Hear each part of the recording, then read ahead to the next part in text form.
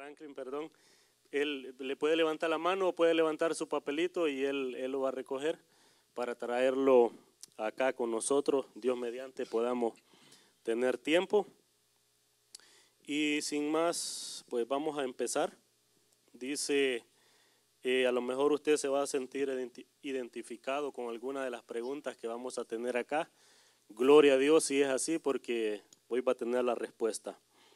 Esta es una persona que dice, soy cristiano y tengo amigos, conocidos y familia dentro de otras denominaciones cristianas que atacan mucho cómo se hacen las cosas en mi iglesia, porque nosotros hacemos las cosas diferentes a ellos.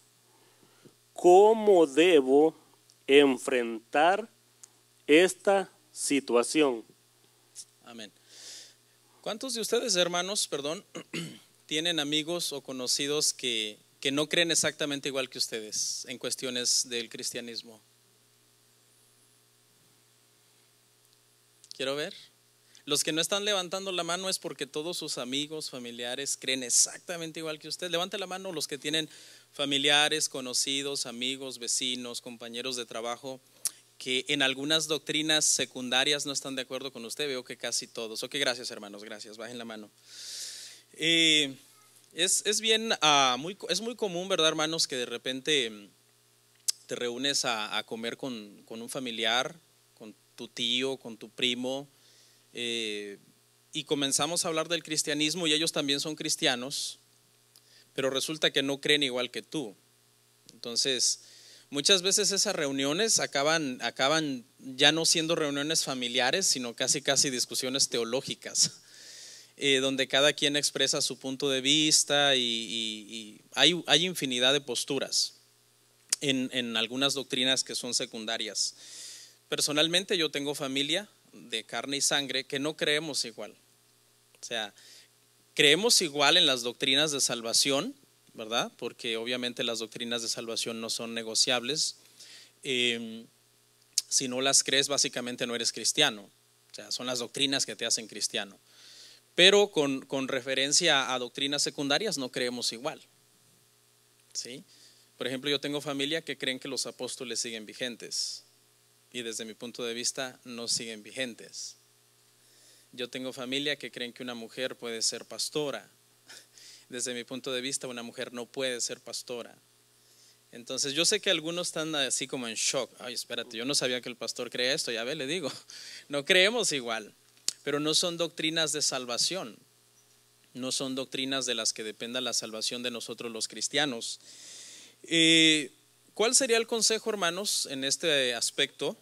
Que no perdamos mucha energía y mucho tiempo discutiendo sobre doctrinas que no son de salvación, con nuestros familiares, con nuestros amigos, con nuestros vecinos. Tenemos que aprender a hacer diferencia entre lo que es cristianismo bíblico y lo que no es cristianismo, ¿ok? Por ejemplo, usted no puede estar de acuerdo nunca con las doctrinas de una secta, de los mormones, de los testigos de Jehová, de los judaizantes, etcétera. Porque en el momento en que usted está de acuerdo con esas doctrinas, pues usted está abandonando el cristianismo, usted está dejando de ser cristiano. Pero por cuestiones, hermanos, vamos a suponer que tú tienes una amiga, un familiar, una hermana de carne, una prima, qué sé yo, que ella cree que a fuerza hay que usar velo para ir a la iglesia. Y tú le dices, no, en mi iglesia no usamos velo. Hay gente que en algunas doctrinas son demasiado contenciosos y te van a comenzar a decir, mira, ya no vayas a esa iglesia, por lo que me cuentas tu pastor es un liberal, no estás en un buen lugar, no estás en un lugar de sana doctrina. Y te pueden ir insistiendo. ¿Usted también tiene familiares que no creen exactamente igual que usted? Sí. Y te pueden… hay gente que no entiende, no sabe hacer diferencia entre doctrinas de salvación y doctrinas que no son de salvación y piensan que tú eres hereje.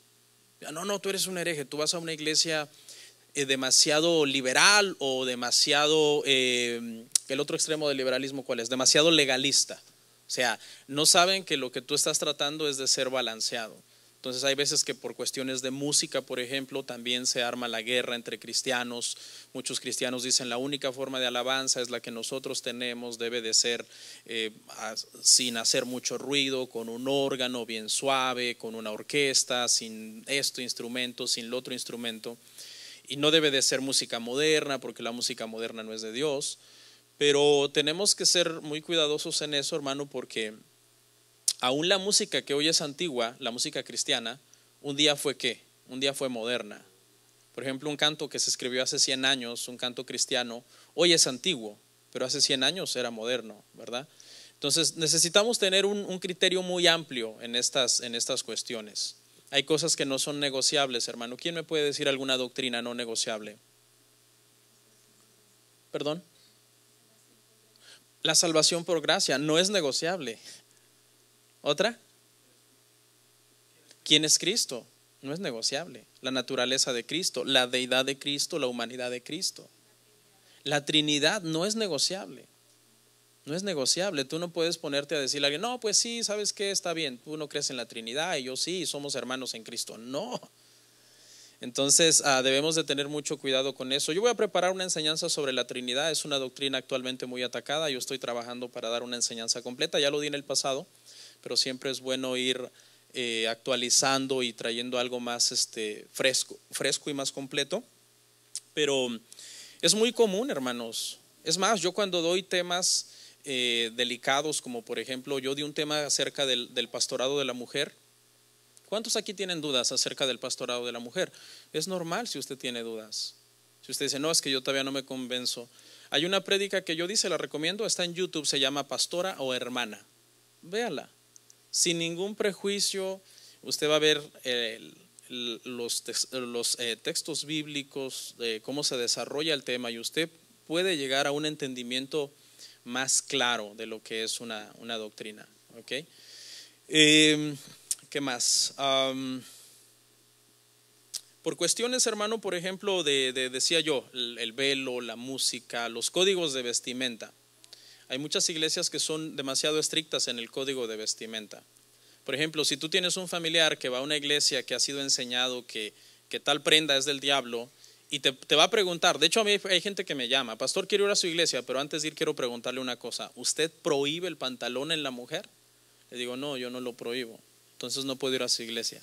Ni modo, busque otra. ¿Okay? Entonces, si usted tiene familiares que piensan así, a usted le van a decir que usted está en una secta. No, porque hay gente que no sabe diferenciar entre el cristianismo y secta.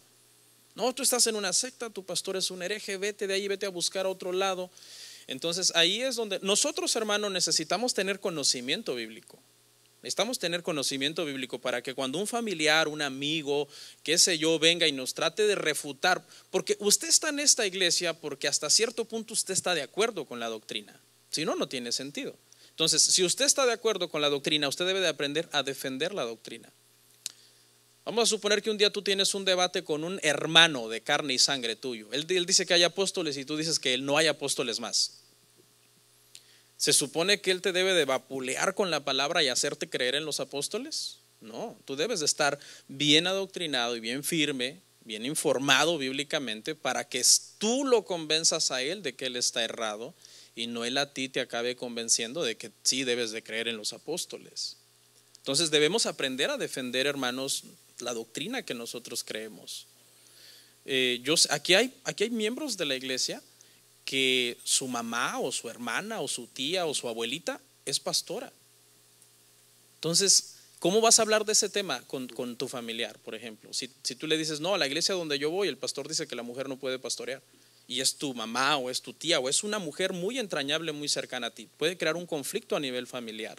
Entonces, esta pregunta pareciera irrelevante, pero es muy importante, porque con esto tampoco les estoy diciendo, hermanos, que nosotros debemos ir a pelear con nuestra familia y convencerlos que deben de creer como nosotros creemos. No, debemos de ser muy sabios, debemos de ser muy prudentes, pero cuando nos toque a nosotros presentar bíblicamente por qué estamos en una iglesia que cree ciertas cosas, debemos aprender a decirlo con la Biblia. Yo estoy en esa iglesia porque yo creo que esa es la verdad bíblica. Y claro, no te vas a dividir de tu familia por doctrinas que no son de salvación. No tienes por qué alejarte de tu familia, no tienes por qué alejarte de nadie, ni de tus amigos, ni de tus conocidos. Solamente, si son muy contenciosos, mándalos a investigar. Diles, mira, investiga lo que son las doctrinas de salvación y lo que son las doctrinas periféricas y estemos tranquilos. Si tú crees en el velo, si tú crees en que la música debe de ser sin baterías, son cosas sin importancia. Los dones del Espíritu Santo, por ejemplo, es otra cosa que divide a los cristianos. ¿No es? ¿En tu iglesia le dan libertad al Espíritu Santo? Y se refieren a que si hablan lenguas, si corren, si gritan. Entonces, si tú le dices a un amigo familiar tuyo, no, en mi iglesia todo es calmado, todo es ordenado, ¿qué te van a decir? Lo más común, ¿qué dicen? Que la iglesia está que muerta, ¿no? Fría, muerta, apagada, y que no tenemos al Espíritu Santo, que no. Entonces, ¿cómo tú vas a refutar eso? Tú vas a decir, no, sí tienes razón, fíjate que mejor me voy de ahí. No, tú debes estar documentado bíblicamente para poder presentar, en este caso no es una defensa de doctrina, pero sí de lo que tú crees.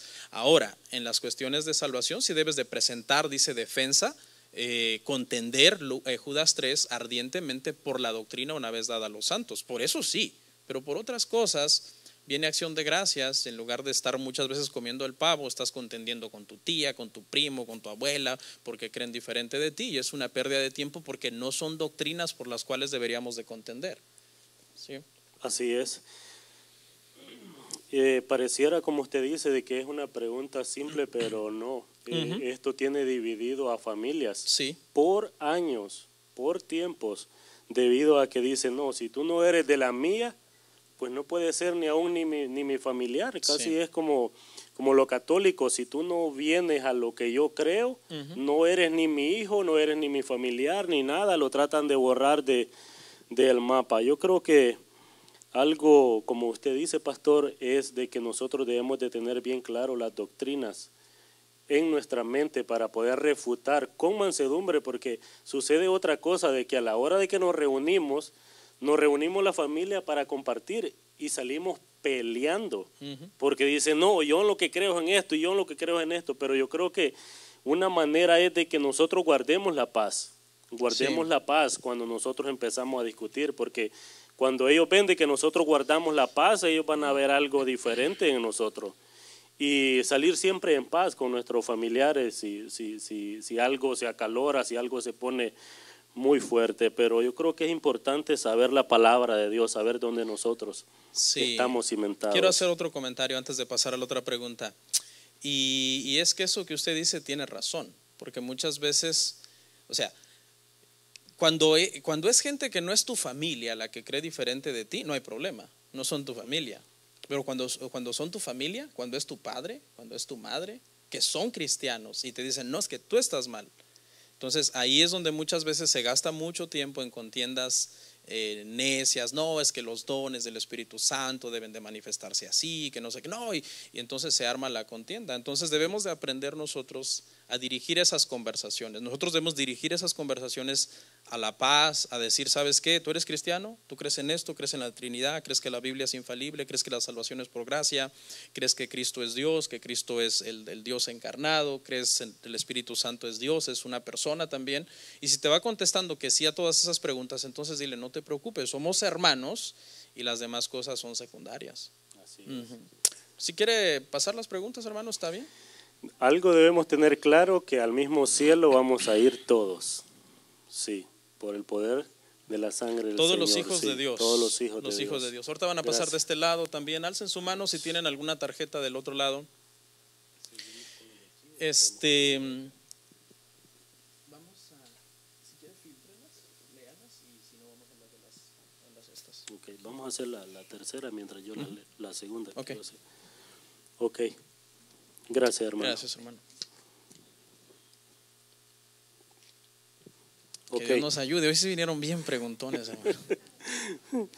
La pregunta número 2 dice, ¿cómo debo tratar a los católicos? He visto que muchos cristianos los desprecian y podría decir, o él ha visto, que hasta los odian. Entonces es una pregunta que viene prácticamente casi enlazada con la otra. Parecida. Sí, parecida. ¿Cómo debo tratar a los católicos? Hermanos, antes de ser cristiano yo era católico.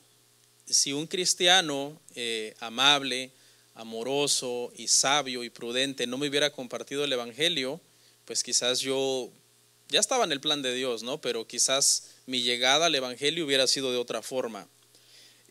Últimamente, hermanos, se han levantado una serie de predicadores así como según ellos, de mucha autoridad, poder, fuego, y que hasta bufan así cuando hablan, y odian no solo al catolicismo, odian a cualquier otra religión o hasta cualquier otra denominación que no sea la misma denominación de ellos. Entonces rompen las estatuas con martillos y hay como un celo que yo creo mal infundado, porque se basan en versículos de la Biblia que sacan de contexto, que ahorita lo vamos a mencionar. Pero hace aproximadamente, hermanos, unos 50, 40, 30 años, los 60, 70, 80 más o menos, esto lo digo porque yo me he documentado, obviamente yo no había nacido, ¿no? Pero se levantó una generación, hermanos, de predicadores y de evangelistas que comenzaron a decir que la ramera, Babilonia la Grande, la madre de todas las rameras de Apocalipsis 17 y 18, era la iglesia católica.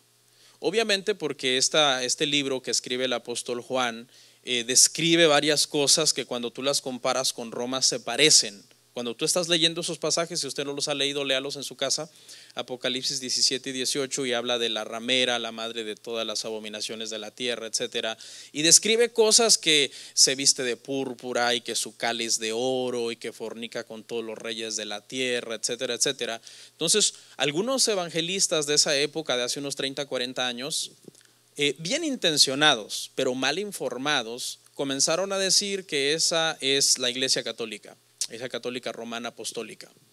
Entonces, yo no soy católico, ni tengo por qué defender el catolicismo ni las doctrinas católicas. Yo estoy para defender la palabra y el sano contexto y la interpretación de un pasaje, ¿ok? Si quieren ver esa interpretación de ese pasaje, yo ya di esos pasajes, dimos toda una serie verso a verso de Apocalipsis, no sé qué número sea, alguien me mándelo a preguntar, yo se lo digo.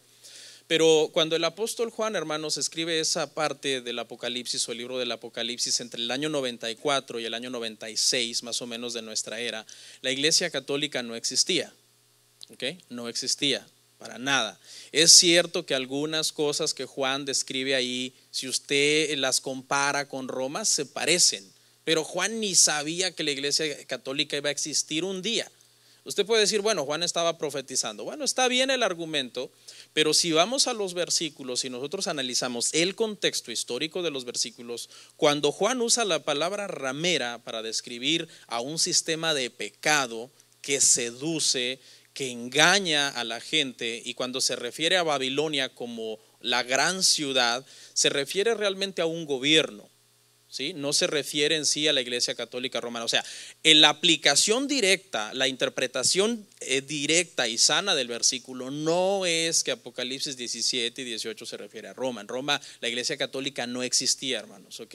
La sana interpretación es que Juan tiene en sí, en su mente cuando está escribiendo eso, un sistema de gobierno pagano, un sistema de gobierno lleno de pecado que obviamente era tropiezo y es tropiezo para los cristianos, porque eso ha existido y siempre existirá.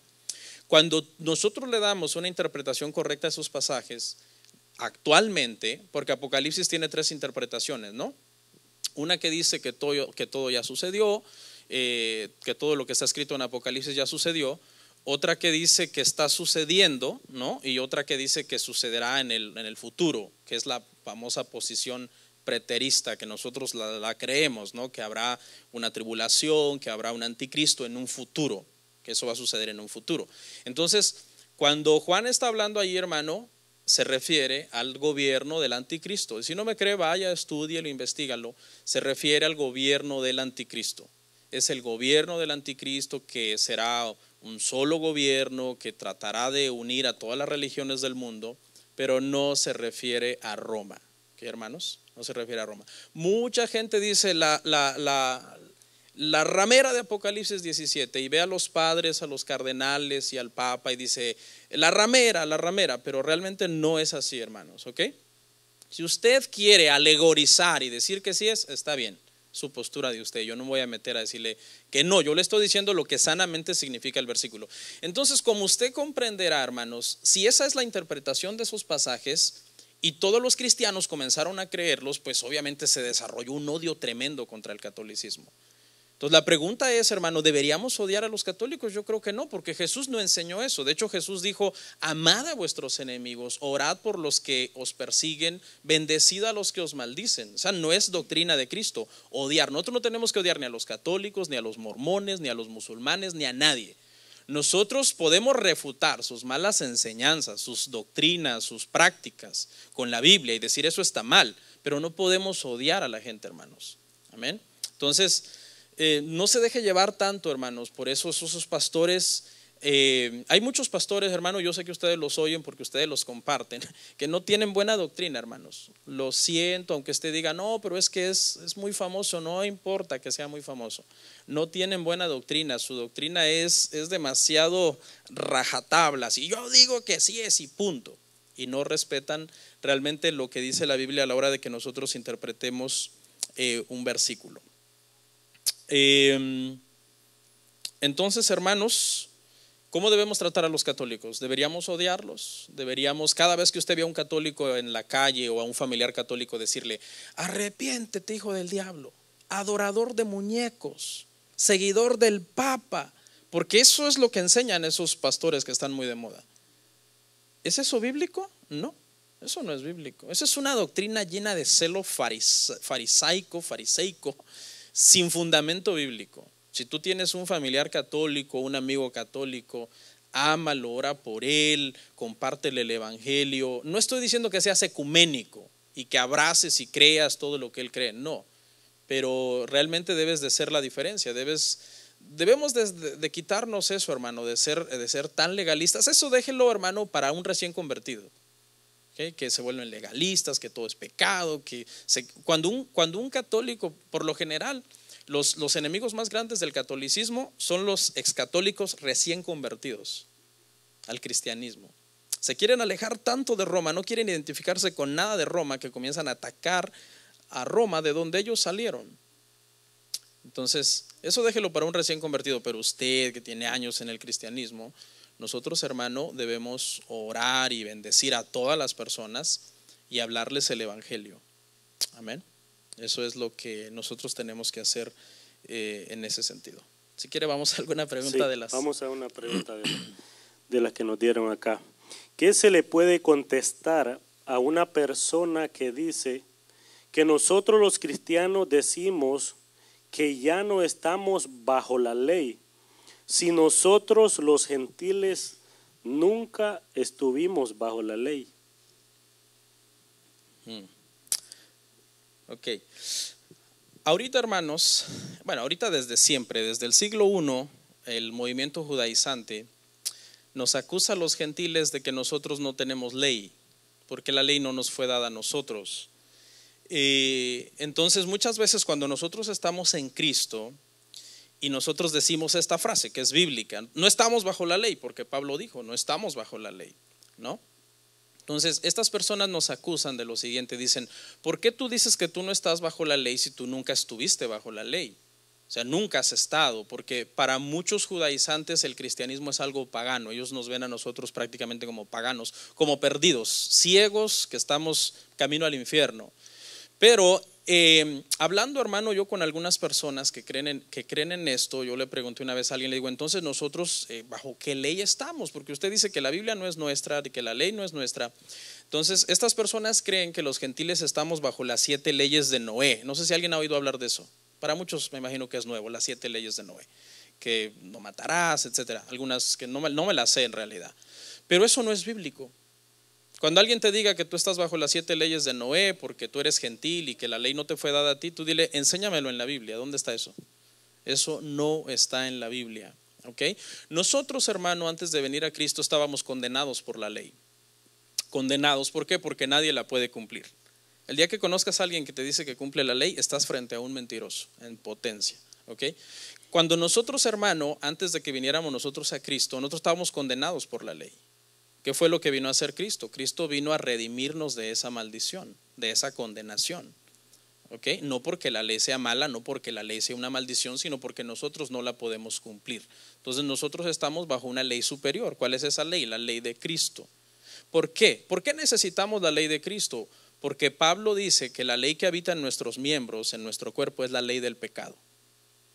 Entonces, cuando la ley del pecado está en ti y la ley de Dios escrita en la palabra, ¿tú la puedes cumplir? No, porque en tu cuerpo habita otra ley. Por eso Pablo dijo, miserable de mí, ¿quién me librará de este cuerpo de muerte? Entonces, eso es lo que vino a hacer la gracia. La gracia vino a instalar en nosotros una ley superior, que es la ley de Cristo, la ley del Espíritu Santo. Nosotros vivimos, hermano, bajo la ley de Cristo, bajo la ley del Espíritu Santo. ¿Okay? Cuando usted cumple mandamientos de este libro sagrado, la palabra de Dios, usted no los cumple para salvación. ¿Usted los cumple para qué? Para santificación. ¿Okay? Su salvación es por gracia. La salvación nosotros la obtenemos por medio del sacrificio de Cristo. Cuando nosotros creemos y confiamos, porque son dos cosas diferentes. Una cosa es creer en Cristo y otra cosa es confiar en su sacrificio. Son dos cosas diferentes. Cuando tú crees y tú confías en Cristo, entonces tú eres salvo completamente por gracia. Y la obediencia a los mandamientos es para tu santificación, pero tu entrada al cielo está garantizada. ¿Ok? Entonces no sé si eso responde la pregunta. Amén. Voy a hacer... Perdón, si al responder una pregunta mi respuesta genera otra pregunta, háganla, no hay problema, para que quede más claro. Escríbanla y la hacen, porque a veces una respuesta genera otra pregunta. Voy a hacer la pregunta de acá, la siguiente, porque está muy buena también. ¿Cuántos servicios debe tener una iglesia a la semana? ¿Cuántos servicios debe tener una iglesia a la semana? Basado en Hechos 2, 42, me parece, o 43, no sé exactamente el versículo, creo que es 43 o 42. Dice la Biblia que cuando nació la iglesia, los apóstoles se reunían cada día, o sea, todos los días, los 7 días de la semana, los apóstoles se reunían, dice, en el templo, en las casas, y compartían el pan con alegría y sencillez de corazón. Basado en ese versículo, mucha gente cree que la iglesia debe tener 7 servicios a la semana, o sea, todos los días, y el domingo de preferencia 2, uno matutino y uno vespertino, con el propósito de que nosotros los cristianos le demos todo nuestro tiempo y lo mejor a Dios, porque Dios debe ser lo más importante para nosotros. Obviamente sí, hermanos, Dios debe ser lo más importante para nosotros, pero les quiero explicar la razón de por qué los apóstoles y los discípulos en el primer siglo se reunían todos los días, que hay una explicación. Y la explicación es, hermano, que ellos, cuando Cristo ascendió, ellos creyeron que Cristo ya iba a volver. O sea, ellos dijeron, Cristo viene en poco tiempo, Cristo viene en cuestión de semanas o por mucho de meses. Entonces ellos no querían hacer otra cosa que no fuera estar todos los días compartiendo la palabra entre los hermanos. Dice que vendían sus propiedades. ¿Por qué vendían sus propiedades? Porque ellos decían, ya nos vamos. Y vendían sus propiedades y traían todo el dinero y lo ponían a los pies de los apóstoles. Y es en ese contexto que cuando nació la iglesia, los hermanos se reunían todos los días. Es más, hay gente que dejó de trabajar y Pablo tuvo que reprenderlos. Pablo le dijo, el que no trabaja, que no coma.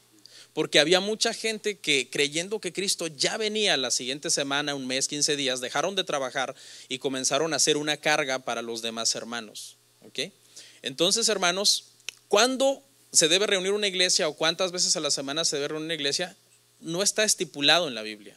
No hay un mandato específico. Sabemos que el domingo es el día del Señor, muy discutido, por cierto, ahora en este tiempo. ¿Okay? Pero una iglesia puede tener 7 servicios si quiere y 2 el domingo, no hay problema. Hay iglesias que tienen servicio viernes, sábado y domingo. Hay iglesias que tienen servicio solo el domingo. Hay personas que son legalistas y dicen, no, si el Señor viene en el rapto, solamente se va a llevar a las iglesias que tienen más servicios. ¿Por qué? Tienen más servicios, son más santos, son más cristianos. Pero eso no es cierto. Es más, yo le voy a dar mi postura y yo estoy en contra de las iglesias que tienen muchos servicios. ¿Por qué? Porque de lunes a viernes, hermano, en la iglesia, sábado y domingo en la iglesia y el domingo 2 cultos, entonces ¿cómo van a ir los niños a la escuela el lunes o cómo va usted a ir a trabajar el lunes? Yo estoy en contra también de las iglesias que tienen servicio viernes, sábado y domingo. Los 3 días del fin de semana seguidos, culto. Mucha gente entiende que si Dios es lo más importante para nosotros, entonces debemos de pasar el mayor tiempo en la iglesia. Pregunta, ¿Dios no está en tu casa? Dios está en tu casa también. Tus hijos también necesitan ser niños, tus hijos también necesitan jugar, tu esposa y tu esposo también necesitan que le atiendas y platicar. Entonces no podemos pasar todos los días en la iglesia. Yo sinceramente estoy en contra de eso y yo no creo que el no estar en la iglesia los 7 días disminuya tu santificación en lo más mínimo. Porque si tú dependes de estar a fuerza en un templo físico para ser santo, entonces no eres cristiano. Pero ¿sabe qué? Sí se llega a creer que la santificación depende de estar todo ese tiempo en un templo. Y pues se lo digo porque pasó por mi vida eso, pasó por nosotros. Sí. Y cuando nosotros llegamos acá a la congregación, yo decía, pues les hace falta santificarse un poquito más. No, Sí. no decía eso. Y ahora Pero no quiere sí venir. sí trae eso en el corazón, de verdad uno. Yo era de esas personas de que quería estar ahí en el templo, pero la verdad es que eso no lo hace más santo a una persona, a un cristiano. No lo hace más santo. Bíblicamente, el día indispensable que nosotros nos tenemos que reunir es el domingo, porque es el día del Señor. Los demás cultos, hermano, yo sé que algunos se van a asustar, pero los demás cultos no son oficialmente bíblicos. Por ejemplo, hoy estamos reunidos aquí porque, bueno, gloria a Dios, pero es un viernes. O sea, el culto oficial de la iglesia cristiana es el día del Señor, es el domingo. No es licencia ¿Ok? para no venir. Sí, porque algunos ya no van a venir. ¿Por qué nosotros tenemos culto el viernes? Porque a mí me parece un excelente refrigerio espiritual. A mí me parece un excelente tiempo para pasarlo en la iglesia, en lugar de hacer otras cosas. Me parece muy atinado tener un culto el viernes en la noche y de ahí pues descansar el domingo el sábado, ¿verdad? Y después la iglesia viene y se congrega el domingo, que es el día del Señor. Entonces necesitamos, hermanos, no ser tan supersticiosos. Venga a los 2 cultos. Por ejemplo, acá tenemos 2 cultos, pero tampoco deje que otras personas le digan, ¿cuántos cultos hay en tu iglesia? 2. No, a ustedes les falta. No, es que en nuestra iglesia hay 7, somos más santos que ustedes. Es que también necesitamos, hay mucha gente que pasa los 7 días en la iglesia, pero su familia está destruida, su matrimonio está destruido, sus hijos son los peores estudiantes de la escuela. Es porque también se necesita, nosotros podemos adorar a Dios en familia también. Apenas en el discipulado aprendimos que Dios requiere 3 tipos de adoración. ¿Cuántos se acuerdan? Adoración privada. Yo porque soy yo solo y Dios encerrado en mi cuarto. Yo solo y Dios, nadie más. Adoración familiar. Me menciono yo porque Josué dijo así, yo y mi casa serviremos al Señor, aunque gramaticalmente es incorrecto, porque debería ser mi familia y yo. Yo y mi familia, es decir, en la sala, adoración familiar. Y Dios demanda también el tercer tipo de adoración, que es adoración pública en la iglesia. La adoración pública es bíblica y es mandada por Dios. Cuando nosotros nos reunimos aquí el domingo, hermanos, no es como para pasar el tiempo, es bíblico. Dios manda la adoración privada, la adoración familiar y la adoración pública, las 3. Amén. Amén. ¿Hay alguna de los papelitos? Sí, vamos a hacer una de los las más papelitos. fáciles, por favor. Estoy escogiendo las más fuertes. Si filtramos alguna pregunta, hermanos, porque la consideramos inapropiada, no se van a sentir mal, ¿ok? Sí. Sobre todo las difíciles. Voy a hacer esta porque estamos ya pasó el mes de la reforma. Gracias, hermano. Ore porque su pregunta la tome en cuenta. Dice, le faltó algo a la reforma protestante. Según su opinión pastoral, ¿se requiere una nueva reforma actualmente? Sí, bueno, acuérdense, hermanos, que el lema de los reformadores fue siempre reformando. Ellos nunca dijeron nosotros ya terminamos. Su lema fue reformando, siempre reformando. Es decir, reformar, acuérdese que la palabra significa darle la forma original que tenía. Cuando los reformadores en el siglo XVI, hermano, en el año 1517 en adelante, hicieron la reforma, ellos no dijeron vamos a hacer una nueva iglesia. Ellos dijeron vamos a volver a la iglesia del siglo I, la iglesia apostólica, a que seamos bíblicos, que tengamos toda la doctrina bíblica. Entonces la reforma se necesitará siempre y Dios siempre ha levantado nuevos reformadores y nuevos hombres. Ahorita, hermano, actualmente, no sé quién hizo la pregunta, pero el que la hizo muy buena pregunta, porque actualmente estamos viviendo un tiempo de reforma. El internet está sirviendo de mucha bendición en ese sentido. Mucha gente está saliendo de iglesias que no son bíblicas. Hay muchas iglesias que no son bíblicas, que son más como un club o como una empresa ¿O no hay realmente una enseñanza bíblica? Siempre se está como dando vueltas en el mismo lugar y nunca se avanza bíblicamente. Y por medio del internet mucha gente se está reformando. Entonces, para contestar la pregunta, la reforma nunca terminará. Siempre nosotros necesitamos estar lo más depuradamente posibles en cuanto al conocimiento y el entendimiento de la Biblia. Amén. Esta pregunta, si viene prácticamente muy directa a usted, dice: vi una prédica en donde usted habla en mal de los conciertos cristianos. ¿Me puede explicar por qué? Sí. Nosotros, hermano, en el pasado, para los que no lo saben, estuvimos en todo este movimiento de conciertos, ¿verdad? Conciertos, eventos, artistas famosos. Y la verdad que Dios, ¿verdad?, fue dándonos entendimiento, fue iluminándonos y decidimos completamente cortar todo eso. Y no es que yo esté en contra completamente de los conciertos, sino de cierto tipo de conciertos. Porque yo no creo que no tiene nada de malo que haya un concierto cristiano, donde algún hermano o hermana que Dios le ha iluminado para escribir o que, ¿verdad?, tienen música cristiana muy sana, bíblica, digan: hermanos, voy a dar un concierto, vengan, pues vamos, venimos y adoramos y nos gozamos. Pero sí estoy en contra, hermano, de cierto tipo de conciertos en donde el propósito número uno es lucrar. Lucrar. La persona, el cantante o el grupo, su propósito es lucrar. Cobran la entrada. En el momento en que tú pagas la entrada, tú ya estás comprometiendo el evangelio, estás prostituyendo, por así decirlo, el evangelio, ya estás participando de algo que no es agradable a Dios. Luego en esos conciertos, hermano, fíjese lo que pasa. Se pasan haciendo un montón de decretos y declaraciones antibíblicas, ¿okay? Antibíblicas. Yo la última vez que fui a uno fui porque de veras me rogaron y me regalaron los tickets: por favor, necesitamos que usted vaya, pastor. Y bueno, me sentí un poco en deuda y fui, pero me sentí tan incómodo, quería desaparecer del lugar. Estaban haciendo muchas cosas que eran antibíblicas, mi espíritu estaba completamente contristado.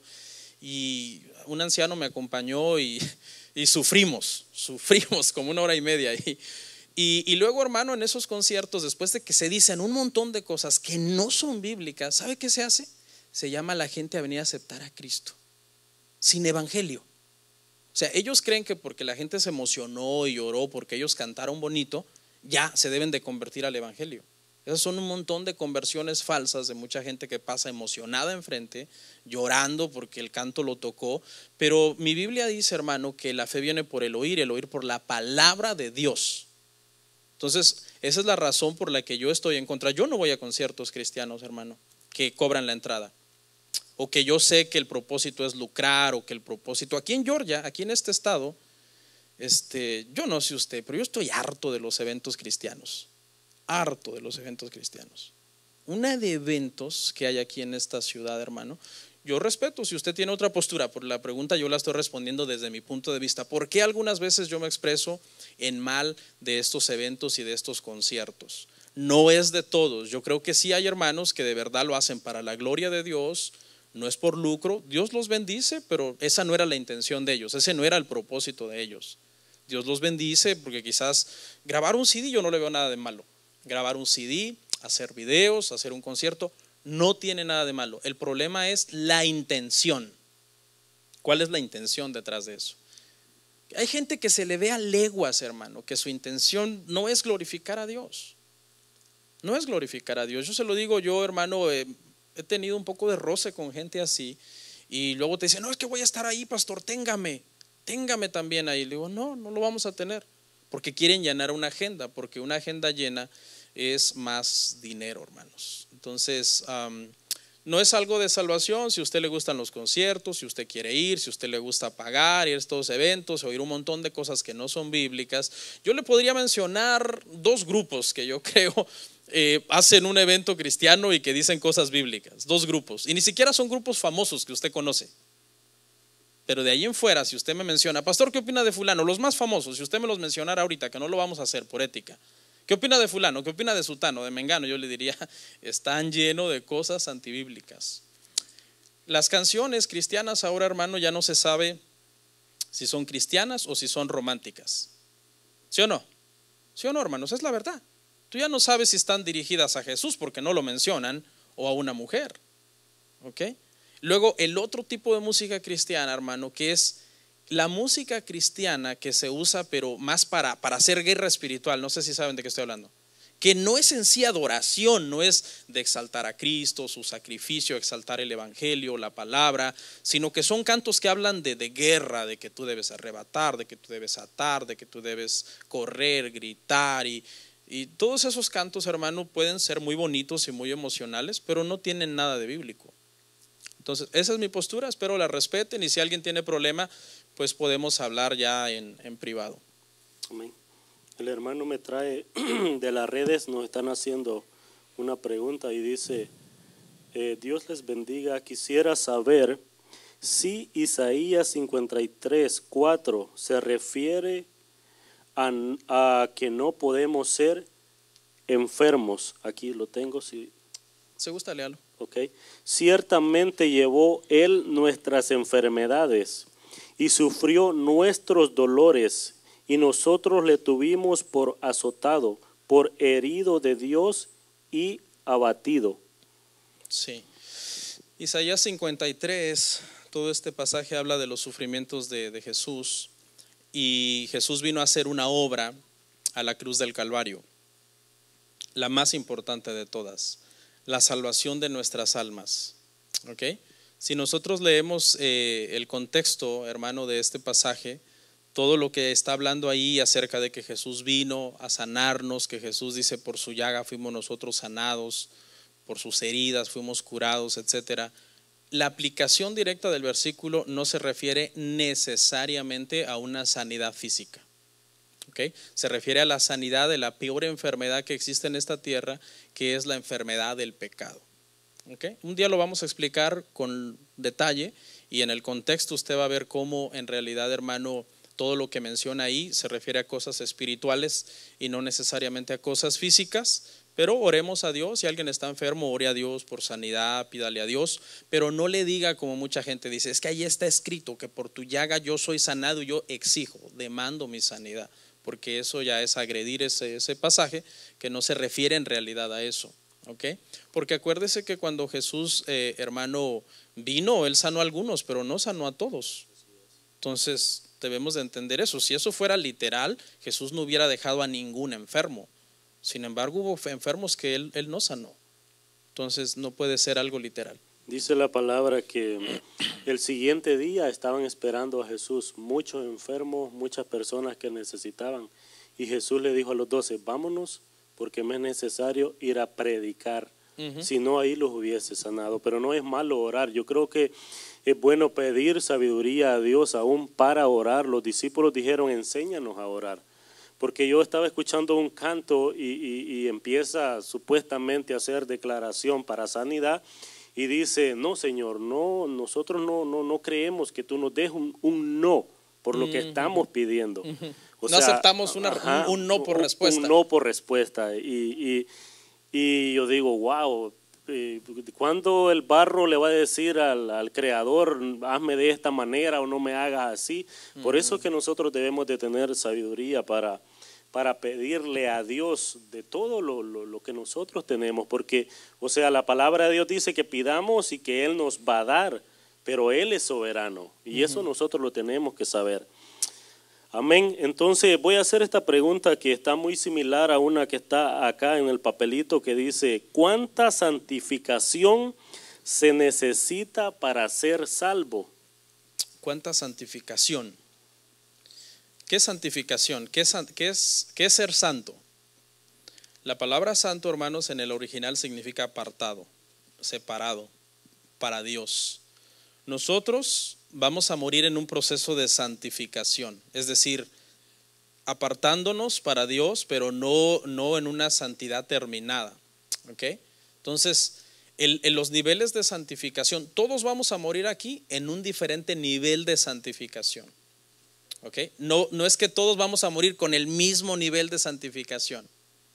¿Okay? Por ejemplo, cuando muere hermano Juan Carlos, perdón hermano que lo use de ejemplo, y Joel, que están enfrente y son varones, Dios no va a tener un medidor de santificación y entonces como cuando sube el termómetro así y ambos tienen que llegar al 100%. Y si no llegan, Dios dice, no se salvaron. Porque, hermanos, la salvación es por gracia. ¿Quiénes se van a salvar? Los hijos de Dios se van a salvar. ¿Qué nivel de santificación van a tener? Bueno, diferentes niveles. Por ejemplo, va a haber gente que va a estar muy consagrada cuando muera a Dios, en un nivel de santificación exagerado, que tú digas, qué gran testimonio, qué gran carácter, qué gran obra ha hecho Dios en esta persona. Pero igual puede haber un cristiano que muere a los 2-3 meses de convertido, que estaba en un proceso muy tierno, muy temprano. ¿Y a dónde va a ir? ¿A dónde va a ir? ¿Por qué? Porque es cristiano, porque es hijo de Dios. ¿Es esto bíblico? Claro que es bíblico. El ladrón que murió en la cruz junto a Jesús, ¿qué nivel de santificación tenía? 0.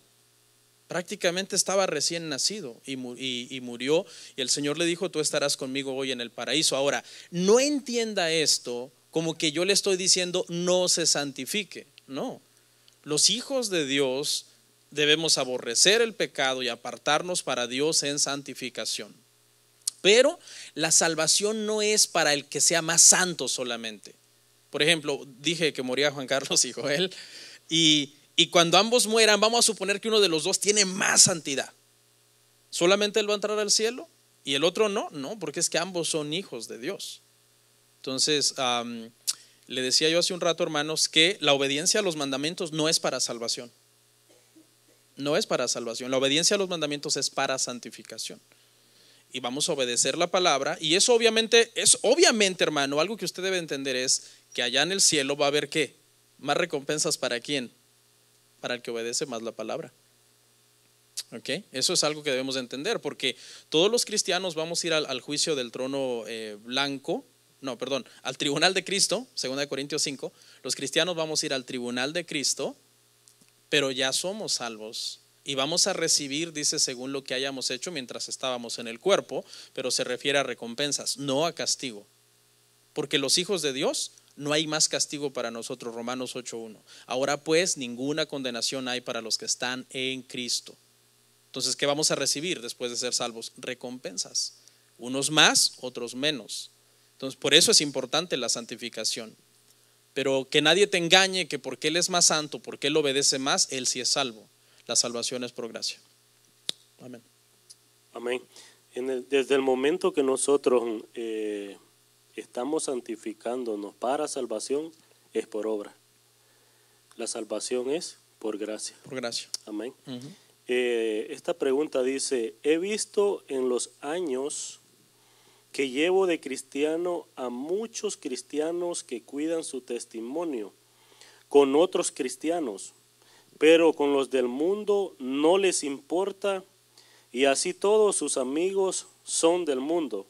Yo me pregunto, ¿qué tan importante es el testimonio de un cristiano para los del mundo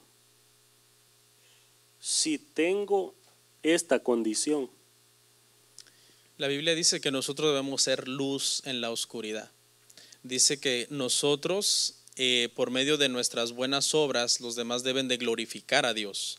Cuando nosotros no somos un buen testimonio, en lugar de que el nombre de Dios sea glorificado, el nombre de Dios es blasfemado. Entonces, todos nosotros como cristianos, hermano, si usted tiene amigos que no son creyentes, se supone que es para que usted pueda ser de influencia espiritual para ellos. Y no para que, entendí la pregunta, que esta persona cuida su testimonio delante de los cristianos, sí, y delante de los incrédulos o amigos que no son creyentes no le importa. Entonces es un hipócrita, es una persona, eso es una hipocresía. Hay dos posibilidades: ¿es un cristiano hipócrita o no es cristiano?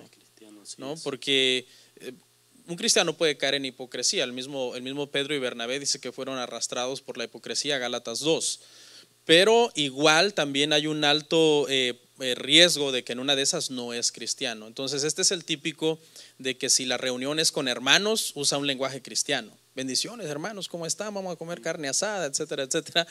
Pero si la reunión es con incrédulos, entonces ya le sale el vocabulario de normal y se pone a hacer todas las cosas con estas personas.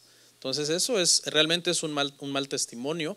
para la iglesia también. De hecho, una persona, hermano, cuando llega a esos niveles debe ser disciplinada en la iglesia, especialmente si es una persona que sirve. Debe ser disciplinada y cuando no hay un cambio debe de ser expulsada de la iglesia, porque trae vergüenza a la iglesia y todo el mundo va a decir, no, va a tal iglesia, fulano es su pastor, y luego piensan que todos somos iguales. Y eso es peligroso. Que todos somos iguales, y ahí es donde viene el vituperio para Cristo. Le dice, Sí. no, yo para ser como tú, mejor yo no entro. Es un mal testimonio. No solo él es un mal testimonio, sino es un mal testimonio para la palabra de Dios, porque no se ve que es una nueva criatura, que es un hijo de Dios. Casi se podría decir de que no es un hijo de Dios, porque una persona que es hijo de Dios tiene temor. Tiene Dios. temor en la iglesia, y también mucho mayor debería de ser el temor porque está con personas inconversas. El testimonio es bien poderoso, hermanos, aunque el testimonio, acuérdense que no salva, porque es la verdad, ¿no? La que salva es el evangelio, la que salva la palabra, pero el testimonio es bien poderoso para que la gente se interese en el evangelio. Es bien fuerte. Yo me acerqué al evangelio por el testimonio de un hermano que me habló de Cristo, un hermano de sangre. Entonces yo vi sus cambios, y eso no es que me convertí por el testimonio de él, pero eso me hizo acercarme al evangelio y abrir mi corazón y decir, wow, si Dios hizo esto en su vida, yo quiero probar esto también. Entonces es bien importante que nosotros demos buen testimonio, dice la Biblia, con los de dentro y también con los de fuera. Es decir, usted debe ser el mismo rodeado de hermanos, o el mismo rodeado de incrédulos, el mismo temeroso hijo de Dios. Ahorita, hermano, viene diciembre. ¿Sí sabe lo que pasa en diciembre, no? Muchos cristianos en diciembre no son cristianos. Se van con sus familiares a otro estado donde nadie los ve y bailan, toman, maldicen. En enero se reconcilian. Esa es la verdad, hermanos. Entonces, ¿qué? O sea, es un show de 11 meses de enero a noviembre, y en diciembre se sueltan el pelo, como se dice. Es triste. Es triste eso.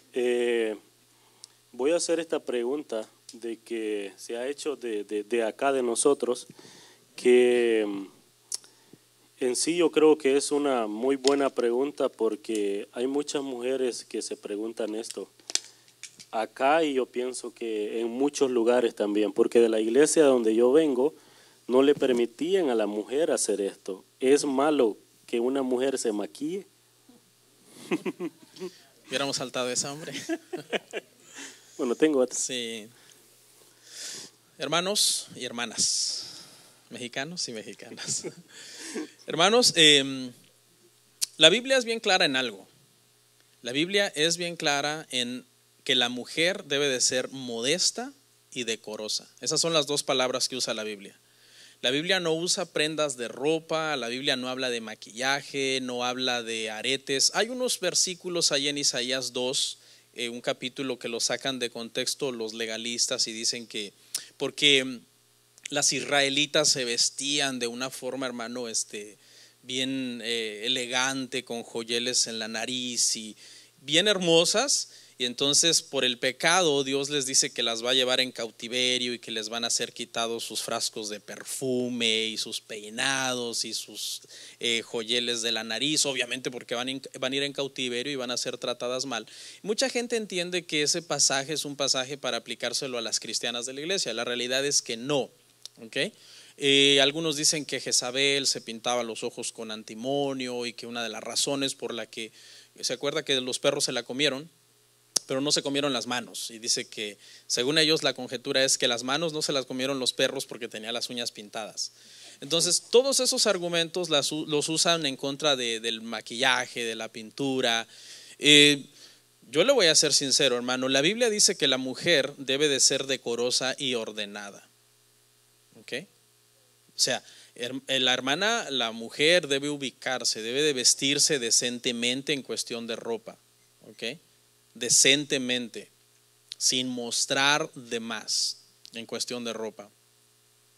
Decoro podríamos decir, hermano, que significa no muy corto de abajo, aunque es del maquillaje, pero quiero aprovechar, no muy corto de abajo y no muy corto de aquí. Debe de haber una medida en donde se tapa aquí, no muy corto de aquí, no muy corto de acá, que no esté apretado y que no esté transparente. Eso es lo que más o menos decoro significa, no muy corto, no muy apretado, no transparente, en cuestión de ropa. La mujer dice que debe de guardar su cuerpo para la intimidad con su marido. No tiene en sí por qué presumírselo a toda la gente de la iglesia. Que yo entiendo que hay mujeres que están más débiles en la fe, que están aprendiendo y uno les debe de tener paciencia en ese sentido. La cuestión del maquillaje, hermano, yo no encuentro ningún versículo bíblico específicamente en la era de la iglesia que prohíba. Allí en Primera de Pedro, me parece Segunda de Pedro, habla de los peinados ostentosos y todo eso. Pero tenga cuidado cómo interpreta esos versos, porque acuérdese, hermano, que cuando Esther fue a un concurso de belleza, ella fue perfumada, puesta, metida en leche para que su cuerpo se suavizara y con un vestido bellísimo y su peinado. De hecho, Esther habla en la persona de Esther de un tremendo esplendor y belleza y arreglo físico que podríamos decir hasta exagerado. Obviamente era una reina. Entonces, pero no podemos decir, hermano, no podemos caer en dos extremos en el tema del maquillaje.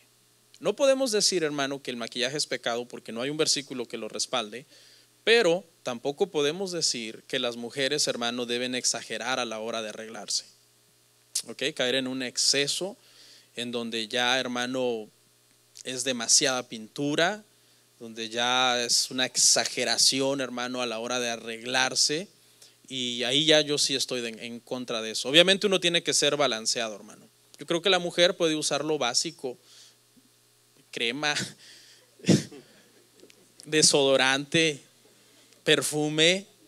Porque, hermano, hay iglesias que creen que el perfume es pecado, que la crema es pecado. Se puede poner un labial decente. Se puede poner un labial decente, se puede poner, no sé, una crema, un color, algo decente, algo ordenado, hermano. Que no caiga en ese exceso no quiero decirlo, pero lo voy a decir, de parecer un payaso. Porque esa es la verdad. Mucha gente, hermano, cae en un exceso de parecer un payaso cuando se pinta. Mucha gente también no se ubica, que ya su edad no va de acuerdo. Hay gente grande que se quieren vestir como adolescentes y todo eso no es decoro, todo eso no es ordenado. Decoro o orden, la palabra original es cosmos y significa orden. Se refiere al cosmos que está en el cielo, que está todo en su lugar, todo ordenado. Dios hizo el cosmos y todo lo puso en su lugar, la luna, el sol, las estrellas. Ese cosmos, de donde viene la palabra cosmético, ¿sí se ubican? Cosmético, o sea que cuando se arreglen con sus cosméticos debe haber orden también. No pueden exagerar y hacerse una boca gigantesca ¿me entiende? Debe de haber, hermano, prudencia, decoro en esas cosas. No sé si contesté la pregunta. Esta pregunta es bien difícil de contestarla, porque para algunos yo soy legalista, escuche. Para algunos mi respuesta fue legalista, para los libertinos. Y para los legalistas mi respuesta fue libertina. Entonces no agrado a nadie. Algunos, ¿cómo? Sí se pueden pintar, dice el pastor Ríos, exagerado, ese pastor es un hereje. Y otros que son liberales están diciendo, ay, las tiene oprimidas, pobre hermanas, vénganse para acá. No, yo no tengo oprimido a nadie, sino que debe haber un orden. Yo creo que entre toda la respuesta que usted dio, dijo algo también muy importante: balance. Debe de haber un balance, porque los extremos son malos. Son malos. Entonces voy a hacer una pregunta fácil porque han estado un poquito difícil. ¿De dónde sacó Caín su esposa? Ya. En los tiempos antes de que fuera dada la ley, hermanos, estaba permitido que las personas se casaran entre familia. ¿Okay? Eso después se quitó, obviamente, cuando ya se dio la ley, pero cuando la tierra se pobló, todos los seres humanos somos descendientes de Adán y Eva. Hechos 17:26. De una sola sangre hizo toda la raza humana. Entonces no vamos a complicarnos la cabeza, hermanos. Ahí está la respuesta, Hechos 17:26. No había razas paralelas como uno enseña, ni que no sé a dónde fue a buscar una mujer. Caín se casó con alguna prima, hermana, lejana o cercana, no sabemos. Estaba permitido, no era pecado. Tiene que entenderlo en ese contexto. No es que ahora usted lo puede hacer, sino que en ese entonces se podía hacer y estaba permitido por Dios y Dios lo bendecía. Ya cuando Dios consideró necesario quitarlo, ya se volvió un problema, porque ahora si te casas con un familiar puedes tener un problema con tus hijos, un problema genético. Pero mientras estaba permitido, Dios no trajo ese problema hasta que Él lo prohibió. Ya cuando Él lo prohibió, entonces ya hay riesgo de que el niño nazca malo. Amén. Hacemos otra.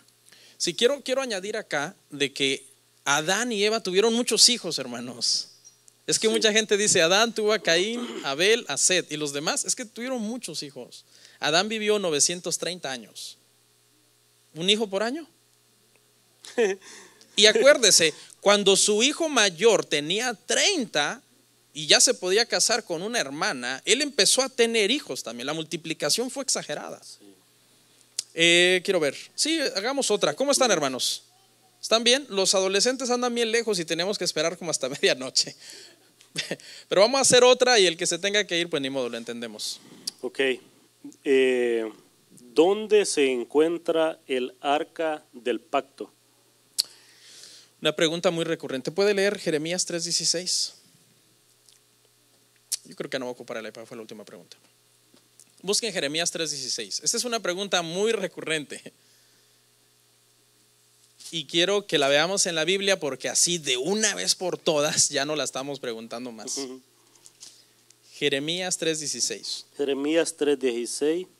Y acontecerá que cuando os multipliquéis y crezcáis en la tierra, en esos días, dice Jehová, no se dirá más arca del pacto de Jehová, ni vendrá al pensamiento, ni se acordarán de ella, ni la echarán de menos, ni se hará otra.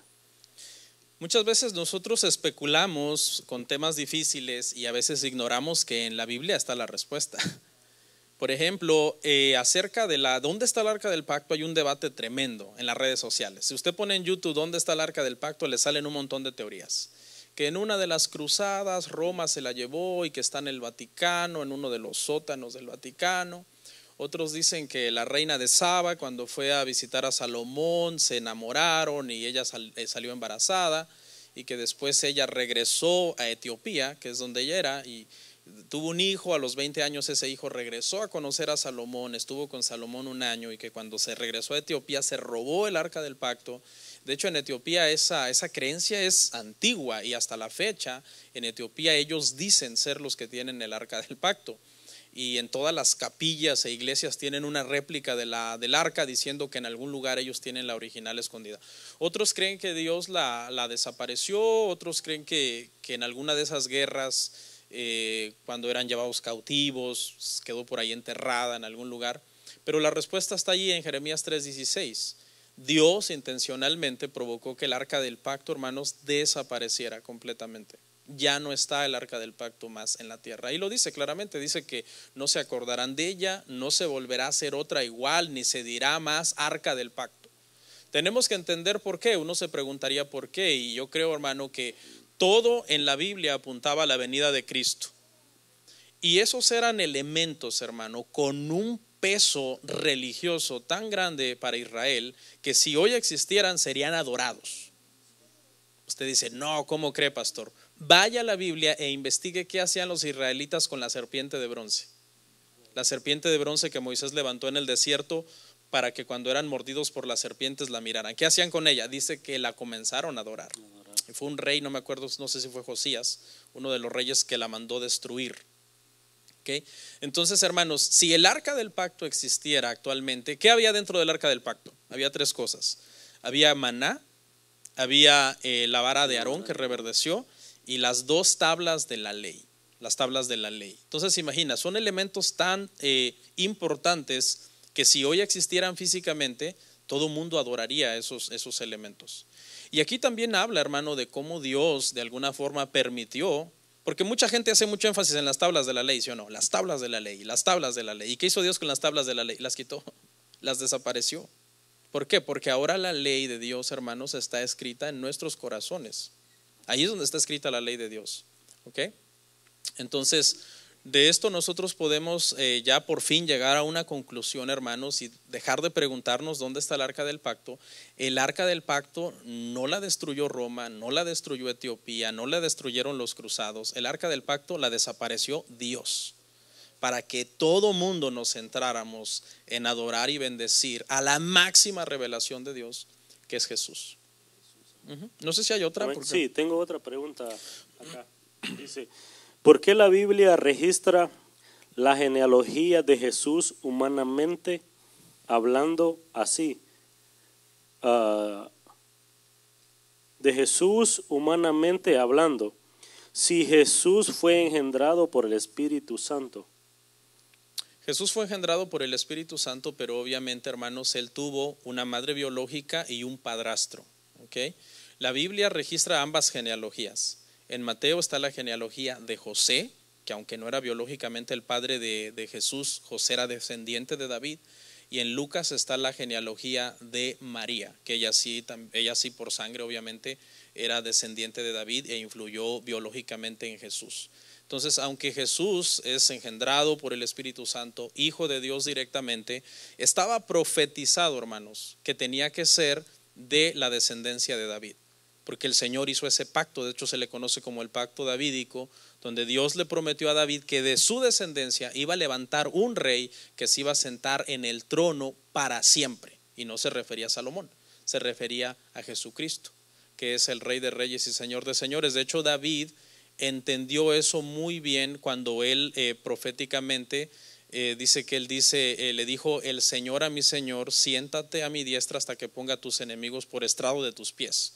Y ahí habla de dos señores, habla del Padre y habla del Hijo, dándoles el mismo nivel de deidad a ambos, porque aunque Cristo iba a ser descendiente biológico de David, sin embargo David proféticamente o mesiánicamente ya sabía que Cristo era Dios. Amén. Hay una más. Si se necesita creer para ser salvo y no somos salvos por obras, ¿cómo creer no es una obra si estoy haciendo algo?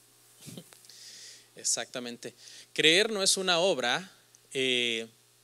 Vamos a Hechos 14. Hechos 14. Vamos a ver esto es muy importante, porque mucha gente dice: si la salvación no es por obras, pero tú al creer estás haciendo una obra, entonces te estás salvando por la obra de creer. Hechos 14. Donde está el pasaje de Lidia, me parece que es Hechos 14 o Hechos 14, 16.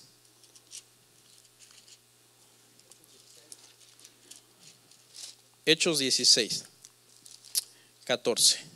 Sabía que era 14, pero no sabía cuál era, así capítulo, versículo. Entonces, sí. Léame, hermano, Hechos 16, 14. Entonces, una mujer llamada Lidia, vendedora de púrpura, de la ciudad de Tiatira, que adoraba a Dios, estaba oyendo, y el Señor abrió el corazón de ella para que estuviese atenta a lo que Pablo decía.